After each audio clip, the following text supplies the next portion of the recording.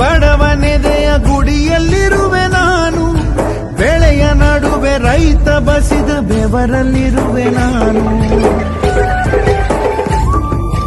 ಕೆಲಸ ನಿನದೆ ಫಲವು ನಿನದೆ ಛಲದ ಒಡೆಯ ನೀನು, ಇದನ್ನು ಮರೆತು ನನಗೆ ನಮಿಸಿ ಶ್ರಮವ ಪಡುವೆ ನೀನು. ಬಿಡು ಮತಗಳ ಜಗಳ, ಇದೇ ಕೆಲಸವು ಬಹಳ, ನನ್ನ ಒಲಿಸಲು ಮರುಳ, ಇರೋ ಮಾರ್ಗವು ಸರಳ, ನನ್ನ ಸೇರ